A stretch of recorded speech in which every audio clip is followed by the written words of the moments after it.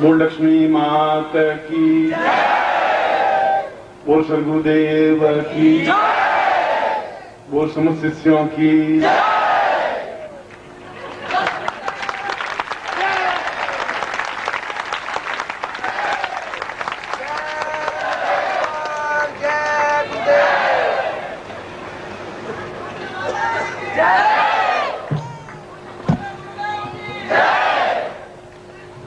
इसके बाद माता जी और मैं आएंगे। सुबह से आपके बीच में नहीं आ पाए और प्रत्येक क्षण आपके साथ में था। ऐसा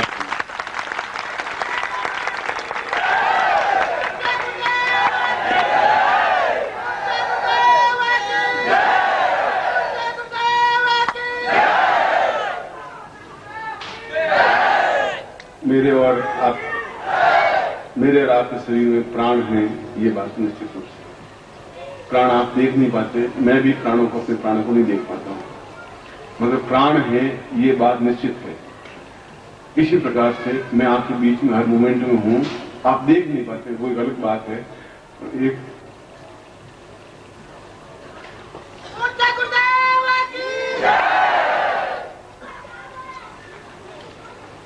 एक क्षण जलक नहीं उतरता हूं।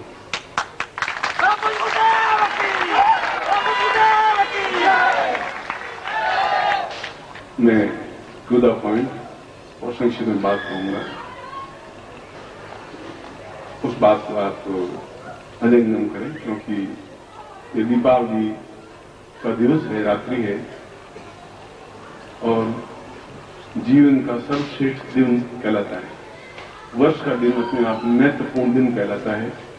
और फिर वे तो सौभाग्यशाली होते ही हैं कि जो गुरु के साथ चाहे 2 क्षण बिताएं, 2 घंटे बिताएं, 2000 साल बिताएं, मगर ऐसे महत्वपूर्ण अवसरों पर अगर गुरु और शिष्य साथ में हों और चेहरे पर प्रसन्नता हो, क्योंकि मैं आज देख रहा था कि चेहरा कहीं मुरझा रुका नहीं है, ऐसा नहीं है।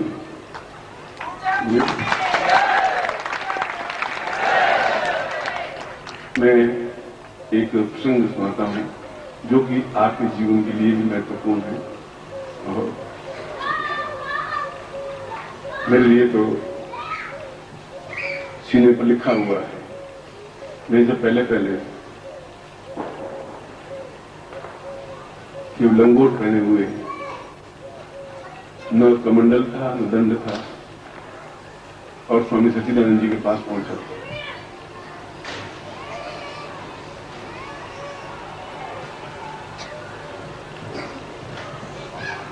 मैंने उनसे कहा कि मेरे पास आपको देने के लिए कुछ भी नहीं, मगर मैं आपका शिष्य बनना चाहता हूं, ऐसा शिष्य बनना चाहता हूं इस पूरे जीवन भर मैं गर्व कर सकूं और मेरे होने वाले शिष्य भी गर्व कर सकें कि कोई गुरु हमें जीवन में मिला है।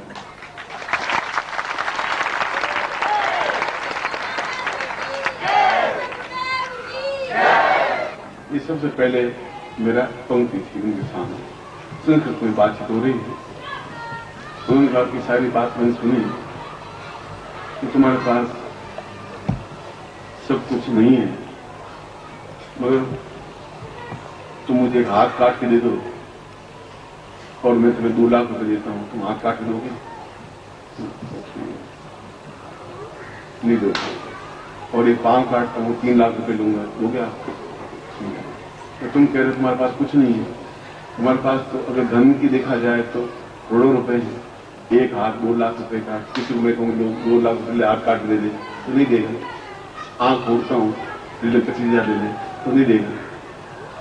ठीक अपने जीवन समर्पित करना अपने आप में बहुत महत्वपूर्ण है, और यह कठिन क्रिया है, और यह क्रिया ही जीवन की महत्वपूर्ण क्रिया है। दूसरी बात उन्होंने कहा कि वो एक कठिन बात उन्होंने कही है, मैं तुम्हारा शिष्य बनना चाहता हूं। क्या तुम शिष्य की परिभाषा जानते हो? क्या शिष्य समझते हो? शिष्य का अर्थ क्या होता है? शिष्य किसको कहते हैं? तो इनका मैं अलग ने साधना कर रखी थी। उससे पहले जब मैं नौकरी करता 14 साल भटक चुका था, 15 साल।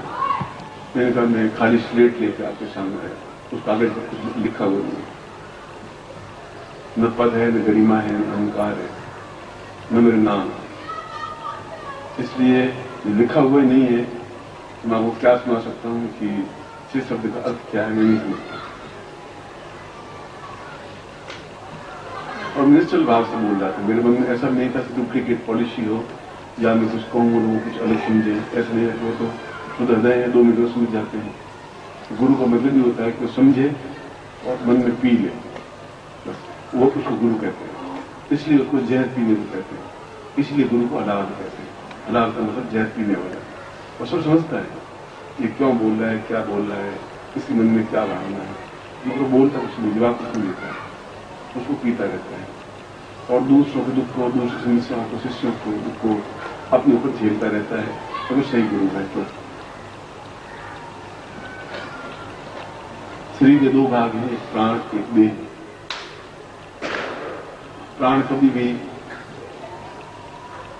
तकलीफदायक नहीं होती, देह में तकलीफ हो जाती है कभी कभी, क्योंकि देह में सुख दुख व्याप्त चिंता ये सब बनी रहती है। प्राणों को अपने आप में कुछ नहीं होता है और देह अपने आप में बिल्कुल ठीक हो जाती है। इसे देह की चिंता होती ही नहीं है। देह तो एक सामान्य प्रक्रिया है। उनका शिष्य का मतलब है ये 2.5 अक्षरों से बना हुआ है और जितने उच्च कोटि के शब्द, प्रेम शब्द बना है 2.5 अक्षरों से बना है, शिष्य शब्द बना है 2.5 अक्षरों से बना है। जो भी 2.5 अक्षरों से बने शब्द हैं वे अपने आप में जीवन में उतारने लायक शब्द हैं। शिष्य शब्द भी उनमें महत्वपूर्ण शब्द है। उनका कि उसमें आधा श है।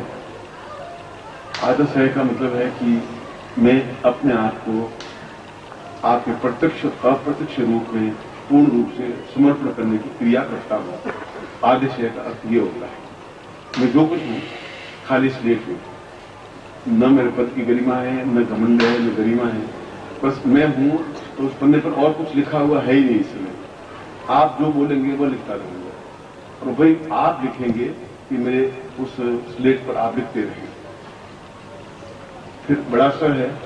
बड़ा स का मतलब है कि उस छोटे स को अपने आप में गुरु अपने समान, बड़ा स का मतलब है अपने समान, अपने तुल्य, अपने महत्वपूर्ण ज्ञान, चेतना, साधना, सिद्धि, सफलता के लिए बराबर बना दे, अपने जैसा बना दे, उसको स कहते हैं।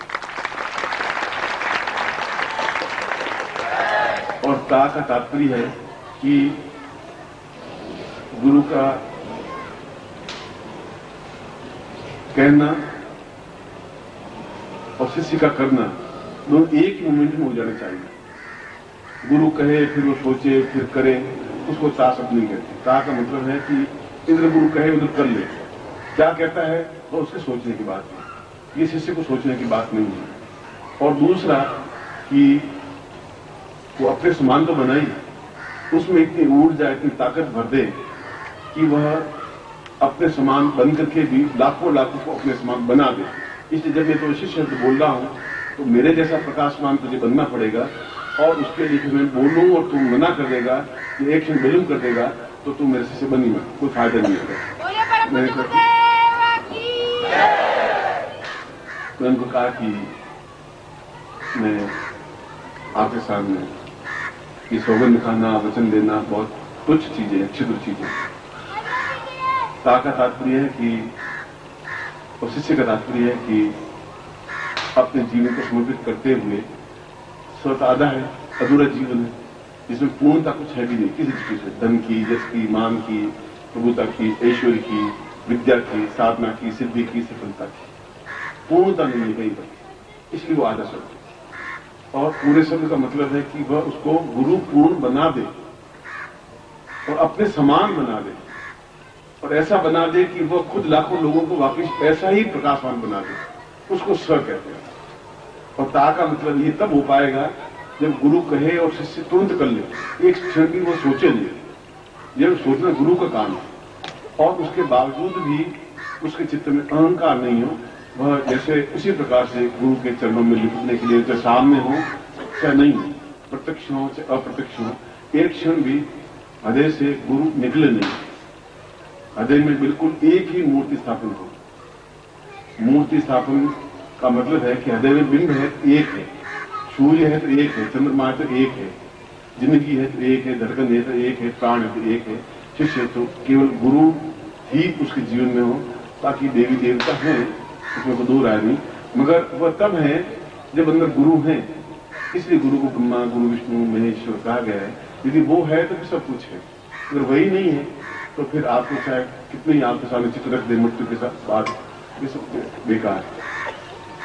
तो मैंने उनको यही निवेदन किया कि मैं एक क्षण भी सोते जागते उठते बैठते पानी पीते और कोई भी क्षण ऐसा नहीं बीतेगा कि मेरे मन में आपका नाम, मेरी छवि, आपकी छवि मेरी आंखों से ओझल हो। और जो आपने बताया कि आपके समान बन सकूं तो मैं नहीं कह सकता, मगर आपने जब कहा है तो बहुत सोच समझ के कहा है। मैं आपके समान ही बनूंगा ही, और आप कितनी भी कठोर साधना करवा दें और कठोरतम साधना करवाएं, मैं हिलूंगा नहीं। ये विचार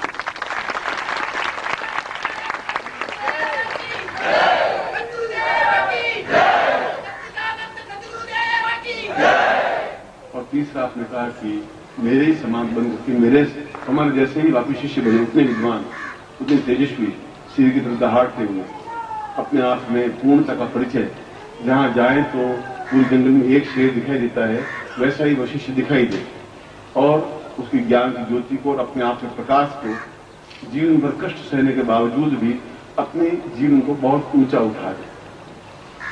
और रही बात, मैं इस बीच में एक क्षण के लिए कृष्ण शब्द का उल्लेख कर रहा हूं। यदि आप कृष्ण शब्द देखें तो कृष्ण को जीवन में सुख मिला ही नहीं, उन्हें भगवान को माना। आप सोचिए कि वह जेल में पैदा हुआ, सबसे पहले तो हम तो घर में पैदा हुआ, तो जेल में पैदा हुआ। वह राजा का बेटा था और एक ग्वाले के घर में बड़ा हुआ, नंद के घर में बड़ा हुआ। तो माँ बाप उसको देखा ही नहीं, उसको जिंदगी में, पूरी जिंदगी में देखा। मैं दुख की बात कह रहा हूं उनके जीवन की, हम तो सुख भोग रहे हैं, उन्होंने दुख ही दुख देखा है। उसके बाद में जब 3 महीने का था तो पूत उसको मारने की आई, जहर देने की आई, मारने की कोशिश की। उसके बाद में उसको काम सौंपा गया गायें चराने का काम, पढ़ाई काम से बाद में रहा। उसके बाद में वो पढ़ाई की तो फिर मथुरा से सांदीपनाथ उज्जैन गया। मध्य भारत में उसमें 4-5 शक्तिपीठ थे, 4-5 विद्यापीठ थे, नृत्यपूर्ण पीठ थे। वहां पर ये साधना बहुत उच्च कोटि की होती है, तो वहां सीखने के लिए। और वहां पर भी गुरु ने कहा, तुम राजा के बेटे हो मुझे मालूम नहीं है, तुम वसुदेव के बेटे हो मुझे मालूम नहीं, मुझे ये मालूम है कि तुम मेरे शिष्य बनने के लिए आए हो, और जो मैं आज्ञा दूंगा तुझे करेगा। और तुम जाओ लकड़ियां काट के लाओ और गायें चराओ और गायों को घास डालो और मेरे लिए खाना बनाओ और भिक्षा मांग के लाओ। राजा के बेटे को कहता है कि तुम भिक्षा मांग के लाओ और रोटी बनाकर मुझे खिलाओ। तो देखना चाहता था कि इसमें कितना दम था। वहां से वापिस आया कितने शत्रु पैदा हो गए कि मथुरा के राजगद्दी पर बैठने के लिए उसको हजारों तलवारें बीच में जरासंध और दुर्योधन और दुशासन की तलवार लटक रही थी, और वह उनसे व्यथित और परेशान हो गया। और उसने सोचा कि यहाँ पर मैं ज्यादा समय तक उनसे जूझ नहीं पाऊंगा। तब उन्हें ठेठ द्वारिका में, गुजरात में जाकर के अपने राज्य को बसाया, भीलों के बीच में, असभ्यों के बीच में, जंगली व्यक्तियों के बीच में, जिनको कोई जानकार नहीं थी, उनके बीच में वहां दुख देखा, वहां दुख। उसके बाद में अभी दुख देखा। उसके बाद में महाभारत युद्ध हो गया।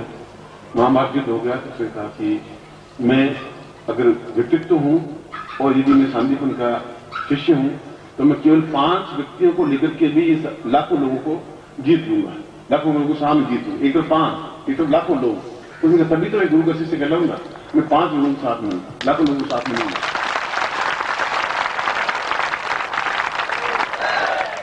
लाखों लोगों के साथ में रह करके भी क्या जीतना है। और उसने ये सिद्ध करके दिखा दिया कि केवल 5 लोगों को भी मैं विजय दिला सकता हूं। और उसके बाद में वापस द्वारिका आया तो दुशासन, दुर्योधन, जरासंध तो मर गए थे, मगर उनके ऊपर छोटे मोटे बात थे, उन्होंने बहुत हमला किया द्वारिका पर और जूझा, जीवन को संघर्ष किया। और ये देह नश्वर होकर किसी और लोक में चलेगी, सिद्धाश्रम में चली गई। ये सारा जीवन का प्रारंभ और जीवन का अंत दुखमय ही बीता है। मगर उसने एक बात ध्यान रखी कि न मेरी पत्नी है, न मेरे पुत्र है, न बंधु है, न बांधव है, न सखा है, और कोई नहीं है। मुझे अपनी पर्सनैलिटी बनानी है, मुझे अपना व्यक्तित्व बनाना है। वह मथुरा आया तो वापस वृंदावन की तरफ मुड़ करके भी नहीं देखा, गोकुल की तरफ मुड़ के नहीं देखा, प्यार करता था। उसने कहा मुझे अपनी पर्सनैलिटी बनानी है, तो फिर मुझे इन मोह से छोड़ना पड़ेगा।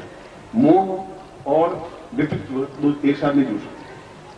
अगर मैं पत्नी की चिंता करूंगा तो मैं अपना पर्सनैलिटी खंडित कर दूंगा, अगर पुत्र से मोह करूंगा तो अपनी पर्सनैलिटी खंडित। उसने कहा मुझे पुत्र की जरूरत है ही नहीं, पत्नी बाद में शादी कर लूंगा, मगर मेरा व्यक्तित्व अपने आप में अद्वितीय सूर्य की भांति हो, हजारों साल तक लोग याद रख सकें।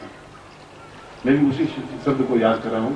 आपकी पर्सनैलिटी, आपका ज्ञान, आपकी चेतना काम आएगी, आपकी पत्नी, आपके पुत्र, आपका सुख, आपके पंखे और आपके कूलर और आपके पलंग काम नहीं आ सकते। इसलिए आप अपनी पर्सनैलिटी की तरफ ही ध्यान दीजिए। आप हैं और महान अद्वितीय है, और वह अद्वितीयता गुरु के माध्यम से प्राप्त हो सकती है। पंखे, कूलर, पत्नी, बेटों, बेटियों, नोटों, कागजों नहीं बन सकते। आप हो जाएंगे, प्राप्त हो जाएंगे। इसलिए जब सच्चिदानंद जी ने कहा कि तुम अपनी पर्सनैलिटी तुम बनाओ कि तुम्हारा नाम पूरे भारत में, संसार में नाम हो, और अपनी पर्सनैलिटी बनाने के लिए तुम्हें सब कुछ छोड़ना पड़ेगा। पत्नी को छोड़ना पड़ेगा, कर्तव्य पालन है, रोटी खा रही है, घर में बैठी है, बेटे हैं, जिनके काम कर रहे हैं, मोहग्रस्त नहीं हो जाओगे। तो जीवन का कर्तव्य है। उसने मेरे को से शादी की तो उसके पीछे कभी पागल नहीं हुआ। उसने भी अपनी 16,000 रानियां थी, उसको दीवानगी नहीं आई। वो भी धन बहुत कमा सकता था, बीलों के यहाँ राज्य शुरू किया। मगर उसने एक जीवन ध्यान रखा कि मेरी प्रतिष्ठा है काम आएगी, मेरी पर्सनैलिटी काम आएगी, और उसका कारण है कि आज कितने हजार वर्ष बाद भी हम हजारों मंदिर केवल कृष्ण के बना रहे हैं, उनकी आरती कर रहे हैं, उनकी पूजा कर रहे हैं। इसलिए उसने अपनी पर्सनैलिटी बनाई। आपको भी अपनी पर्सनैलिटी बनानी है। जो सिद्धानंद ने मुझे कहा कि तुम्हें पर्सनैलिटी बनाने के लिए सबसे मोहग्रस्त रहना नहीं है।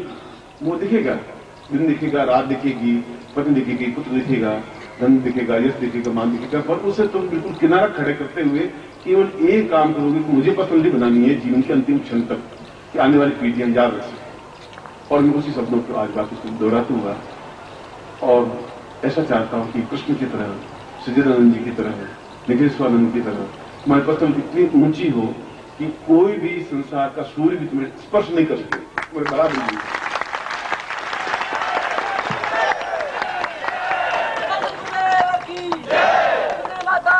परिवार वालों की प्रतिष्ठा से, तुम्हारे बाप की प्रतिष्ठा से जो अन्न खाता है वो भिखमंगा है, ये उसका बेटा है। उल्टा ये होना चाहिए कि उसका बाप है। तुम्हारे नाम से वो पहचाना जाए, तुम्हारे पिता इतने ऊंचाई पर तुम खड़े हो।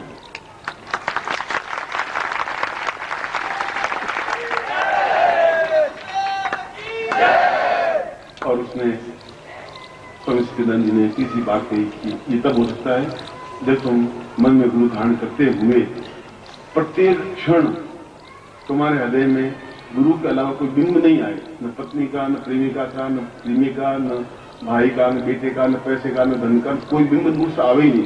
दूर से बिंब आती पहले स्लेट साफ हो जाएगी। एक ही बिंब रहे कि जहां पे आंख बंद करके देखूं तो गुरु दिखाई दे, इधर देखूं तो गुरु। अगर पर्सनैलिटी बनानी है कृष्ण की तरह तो, और फिर तात्पर्य है कि गुरु की आज्ञा मानसिक रूप से मिले, लेटर से मिले, टेलीफोन से मिले, पर लेटर टेलीफोन नहीं थे, मानसिक रूप जहां मिले कि तुम्हें ऐसा करना है। तो जैसे बछड़ा रंभाता हुआ दौड़ते हुआ गाय के तुमों से लिपट जाता है, ठीक उसी बार जिस प्रकार से चिड़िया का बच्चा चिड़िया के पंखों के नीचे सुरक्षित हो जाता है, ठीक उसी प्रकार से दौड़ते हुए, उलझते हुए गुरु के चरणों में अपने आप को लीन कर देने की क्रिया और उनकी आज्ञा का पालन। उनका पहला अक्षर बोले और पूरा शब्द समझ ले, पूरी वाक्य बोले, तब तक तो विलंब बहुत हो जाएगा।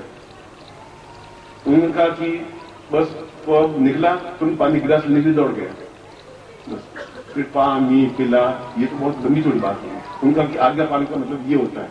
और फिर अपने घर वालों को कर्तव्य पालन करिए, बस कर्तव्य पालन करिए, तुम मोहग्रस्त हो जाते हो।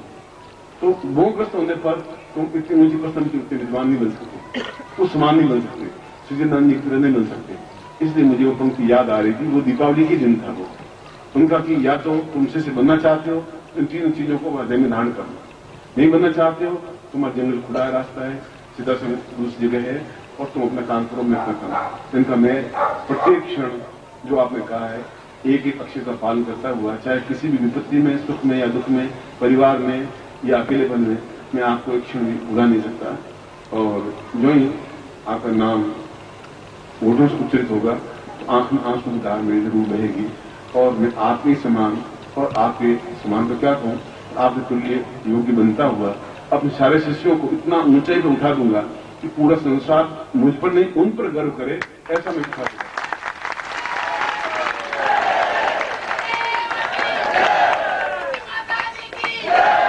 दिल्ली शायद दिल्ली फ्लाइट लेट होगी, फ्लाइट 3 बजे आएगी, कोई बात नहीं, शाम को फिर यहाँ आया। अब मेरा मन फड़फड़ा रहा था कि मैं किसी तरह से आपसे मिलूं। मैं थोड़ा थक गया था तो सो गया था।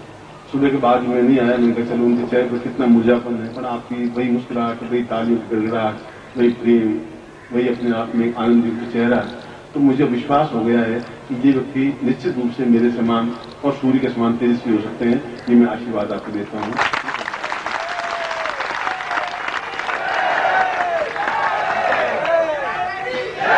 आज के दिन हमारे लिए दिन तो एक मिला, सिर्फ एक दिन देखा जाए तो, जो गुरु और दिवाली दिन तो एक ही साल में, और वो साल में एक दिन भी है कि नहीं, अगले साल फिर गुरुदेव के सामने आप किसी वजह से नहीं आ पाए, वह जो आ गया उसको तो आप उपयोग करेंगे नहीं, फिर सोचें अगले साल कर लेंगे, फिर 2 साल बाद कर लेंगे, फिर 3 साल बाद कर लेंगे, फिर अगली बार गुरु जी से मिलेंगे। कभी दिवाली के दिन आए, आप सामने हो, मैं आपके सामने हूँ और मैं अपना सब कुछ जुटाऊं और आप सब कुछ गोली में लपेट लें और हृदय में उतार लें। ठीक उसी प्रकार से पूरे शिष्य शब्द का मतलब है जैसे मांस और चमड़ी को, जैसे आप मांस से चमड़ी को अलग नहीं कर सकते, चमड़ी को चाहते हुए भी मांस से दूर नहीं कर सकते, और चाहते हुए शिष्य अपने गुरु से अलग हो ही नहीं सकता, गुरु भी नहीं कर सकता उस शिष्य को अलग, चमड़ी को मैं अलग नहीं कर सकता, तो आपको भी अलग नहीं कर सकता। और मैं कभी भी आपसे अलग हो ही नहीं सकता, संभव नहीं है, कहीं पर भी होऊंगा मैं बिल्कुल, आप आंख बंद के देखेंगे तो केवल मैं आपको बिंदु के रूप में दिखाई दूंगा ही, और आपकी प्रत्येक छवि, प्रत्येक चेहरा आपका मेरी आंखों के सामने। सैकड़ों लोगों ने, आप में शिष्यों ने, संगीत वाले अपने घर बार छोड़ करके केवल एक मुस्कुराहट के लिए, ये तो एक ही बात कहता है कि मुझे ऑफिस चाहिए, आप मुस्कुराहट चाहिए, मैं तो गाने में जी जान लगा दूंगा, आप मुस्कुराहट नहीं देखता हूँ तो दुखी होता हूँ। आप में से किसी ने अपने यहाँ जो काम है, जो मेरा मिशन है, जो मेरा उद्देश्य है, जो मेरा लक्ष्य है, उसको आगे उठाने के लिए, बाकी मुझे शरीर गलाने की क्या जरूरत, मुझे रोटियां मिल रही है, कपड़े मिल रहा है, मगर मेरा उद्देश्य जो गुरु ने आज्ञा दी है कि तुम शिष्यों को अपने समान बनाओ, विद्वान के संसार में दहाड़ तो वो शेर जिस जंगल में अकेला हो, वो भारतवर्ष में अकेला ही है, क्योंकि जैसा दूसरा बन नहीं।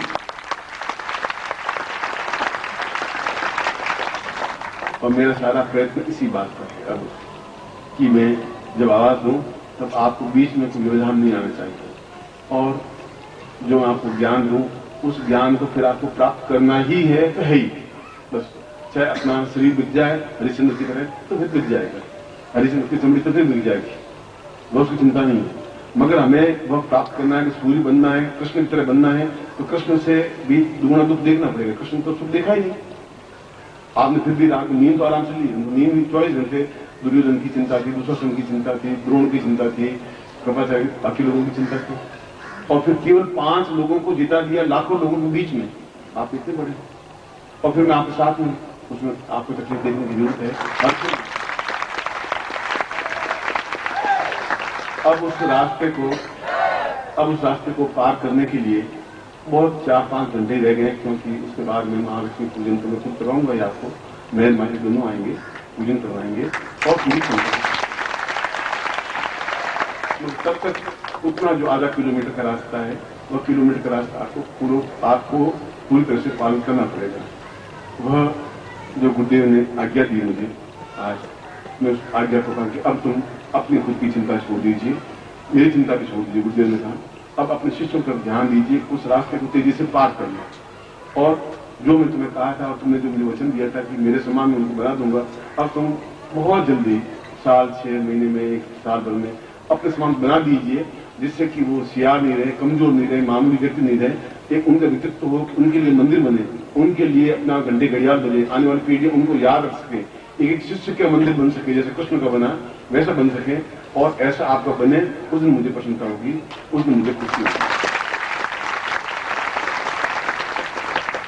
उस रास्ते को पार करने के लिए सहस्रार दिन आपने पहले दीक्षा ली होगी। मैं नहीं कह रहा हूं कि आपने, मगर इससे पहले तो आपने सांस लिया था, अब सांस लेने की जरूरत है नहीं आपको। पहले ऑक्सीजन ले ली, जब क्या जरूरत है आपको सांस लेने? तो एक बार ले ली, फिर दूसरी बार लेने की जरूरत, पानी पिए था सुबह, फिर और पानी पीने की जरूरत है ही, फिर दूसरी बार जरूरत क्या है? प्रत्येक क्षण अपने आप में अलग ढंग से, आज मुझे जो आज्ञा दी गई है वो अलग ढंग से दी गई है, उनका तुम अपनी चिंता में छोड़ो दो, अब उनको उस रूप में पहुंचा दो, उस रूप में इतना पहुंचा दो कि वो अपने आप में, चाहे स्त्री हो, चाहे पुरुष हो, चाहे शिष्य हो, चाहे शिष्य हो, एक अद्वितीय बन सके। तो उनके मुकाबले दूसरा खड़ा हो गया तो फिर फायदा भी क्या होगा। इसलिए अब मेरी आज्ञा ये है कि प्रत्येक को कठिन से कठिन साधना शुरू करवा दीजिए, कर दीजिए, ये तुम्हें आज्ञा है। तब मैं बीच में तो शांत लक्ष्य बुझ नहीं आता, तो इनको नहीं आता, पर इनको जो ही उनकी मुझे अनुमति आज्ञा दी कि तुम्हें ये जाके कहना है, करना है और ये कर देना है, तो मैं सबसे पहले तो ध्यान धारणा, सहस्रार वेदन और ब्रह्मांड वेदन कुंडली जागरण दीक्षा दूंगा। सहस्रार वेदन और कुंडली वेदन, क्योंकि जब अंदर के चक्र जागृत नहीं होंगे और अंदर का पूरे प्राण बाहर नहीं निकलेंगे, तब तक तुम्हारे देह तो अपने आप नाश हो जाएगी। 2 4 साल 10 साल 20 साल 25 साल बाद देह से मोह करना ही नहीं, मैंने मना कर दिया। तो प्राणों को पूरी तरह से जागृत कर देने के लिए फिर पूरी तरह से ध्यान लगे, ध्यान करके गुरु सामने आ जाए। धारणा का मतलब है पूरे गुरु अंदर स्थापित रहे ही। उन्हीं ब्रह्मांड वेदन का मतलब है पूरे ब्रह्मांड में आप विचरण कर सकें। सहस्रार वेदन का मतलब है कि आप पूरे अंदर के जितने चक्र हैं, 7 चक्र, ये पूरी तरह से जागृत सहस्र कमल दल की तरह खिल सके। तब आप आगे का रास्ता, जब कुंडली जागृत हो जाएगी तो फिर आगे के रास्ते में बहुत तेजी से 20 साल का काम आपको केवल 2 महीने में कंप्लीट कर सकेंगे। तो पहले मुझे आपको, और मैंने पहले कहा था कि आप रिलाट पर, कुछ लोगों के रिलाट पर कंजूस शब्द लिखा हुआ है। कंजूस तो मारवाड़ी होते हैं, मैं मारवाड़ में पैदा हुआ, तो आप क्यों बनते हैं? तो कंजूस मारवाड़ी तो मतलब तो खुद मर जाएगा मगर 2 पैसे निकालेगा नहीं, उसको हम कहते हैं कंजूस। तो मारवाड़ में हर एक गली मिल जाएगा, और उनके बीच पैदा हुआ हूं,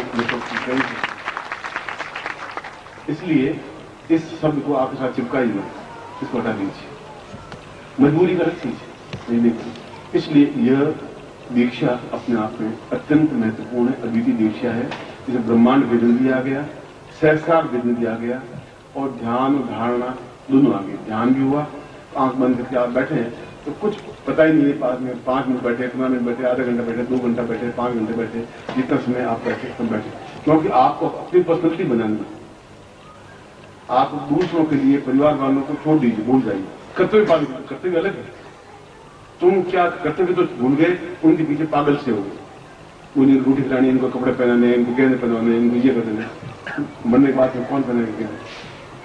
फिर कौन रोटी खिलाएगा? खिलाने वाला अपना खिला देगा, नहीं खिलाएगा ठीक है, चले जाएंगे, मर जाएंगे, मर जाएंगे, जिंदा रहेंगे, जिंदा रहेंगे। फिर आप पहले से दुखी हो, सपूत बेटा होगा कमा खा लेगा, कबूत बेटा होगा तुम्हारे पैसे उड़ा देगा, तो दोनों दृष्टि तुम नुकसान में नहीं, उसे कोई फायदा नहीं। इसलिए यह दीक्षा आज 5 घंटे बाद में ये बहुत महत्वपूर्ण दीक्षा है जो मैं कराऊंगा। और फिर दूसरी, आज तक आपने साधना की है और मैं नहीं चाहता हूं कि बहुत उच्च कोटि की साधना की है आपने।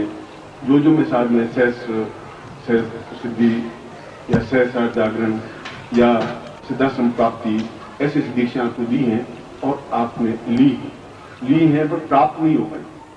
प्राप्त नहीं होने पाने के कई कारण हैं, अब उन कारणों पर डिटेल में नहीं जाना चाहता हूं, मगर प्यास लगी है, प्यास से कंठ सूख रहे, बस ये बात श्योर। अब पानी की 2 अमृत की बूंदें चली जाए तो हो जाए। इसलिए 2 दीक्षा दूंगा फिलहाल तो। पहले एक दीक्षा दूंगा, ध्यान धारणा, सहस्रार वेदन, ब्रह्मांड वेदन। ब्रह्मांड वेदन का मतलब ब्रह्मांड के किसी लोक में आप जा सके।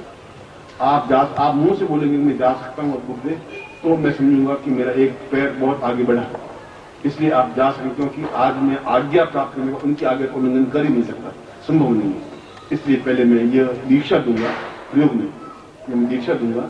और दूसरी दीक्षा आपको मैं जो अब तक साधना है बचपन से लगा के, चाहे राम राम बोला हो, चाहे कृष्ण कृष्ण बोला हो, चाहे हरे राम बोला हो, चाहे साधना की हो, चाहे सिद्धि की हो, चाहे आपने कोई भी कार्य किया हो, वे सफलता आपको एक साथ मिल जाए, और वो दोनों तांत्रिक तरीके से ही, उन्होंने कहा था तांत्रिक तरीके से देना चाहिए, वो एक्सेप्ट नहीं कर सकते। आपको उनके गले के नीचे उतार देना पड़ेगा। तुम्हारी ड्यूटी है, तुम उतार दो। अब तुम उनके कहने कि तुम ऐसा करो, ऐसा नहीं, ये तुम्हारी ड्यूटी है। आज मैं खुद तुम्हें आज्ञा दे रहा हूं, अभी तो मैंने आज्ञा दी नहीं थी कि ये दोनों, इनको तुम्हारे समान तुम्हें बना देना है। अब तुम उनसे ऊंचे उठे खड़े होने की जरूरत नहीं है, और उनको उतने ऊंचे खड़े होकर तुम्हारे गले ऊंचे उठ के देखे तो तुम्हारे शिष्य दिखाई दे, उस लेवल पे तुम्हें खड़ा कर देना है।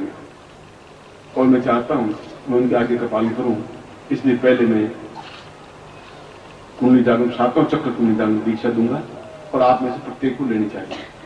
और दूसरा, आज तक साधना की आपने, और 20, 25, 50 जरूर की होंगी, 100 की होंगी, 200 की होंगी, मगर उसमें कई बार सफलता मिली, कई बार नहीं मिली। अधिकांश लोगों को सफलता नहीं मिल पाई। कारण अभी मत पूछिए, बता दूंगा कारण। मगर वे साधनाएं भी आप जो बीज बोए हुए वो जागृत हो जाए तांत्रिक तरीके से, और जब मैं दूंगा तो मेरे अंदर पूरी अनुमति से मैं उनको बात को आपके सामने रख रहा हूं।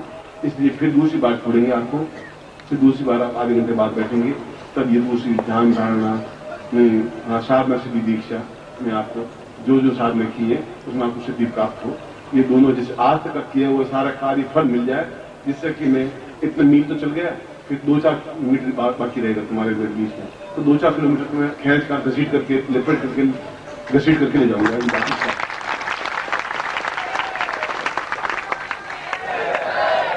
मेरा इस पॉइंट को 2 घंटे बोलता है, 5 घंटे बोलता है, 25 घंटे बोलता है, फिर बात एक बात है।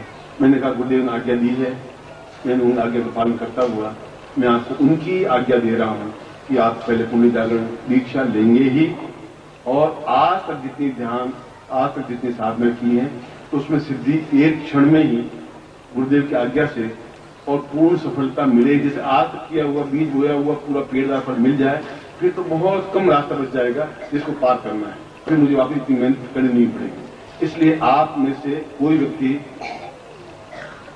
फिर तीसरी बार बोल रहा हूं कि नहीं तो मैं कुर्ते देता हूं, मैं बेच देता हूं, आप बेच देना, उनसे आप कर देना, जो करना है तो करना है, बस खत्म। इसलिए न पत्नी है पत्नी करेगी, पति करेगा, बेटा और बेटा करेगा। आप अपनी तरफ से आपको तो अपनी पर्सनलिटी बनानी ही है। इस समय अब से आज लगा इंडिविजुअल हो, अकेले हो, कर्तव्य पालन करोगे, संसार नौकरी करोगे, व्यापार करोगे, अपनी इंडिविजुअलिटी बनाओ। आने वाले समय तुम्हारा मंदिर बन सके, तुम्हारे नाम से लोग कृष्ण कृष्ण करें, तुम्हारे नाम से कृष्ण कृष्ण कर सके, तुम्हारे नाम से कर सके, तुलसीराम कर सके, तुम्हारे आरती उतार सके। और ऐसा अगर नहीं बनाया तो फिर मैं नाम सीमा नहीं हूं, बेकार हूं।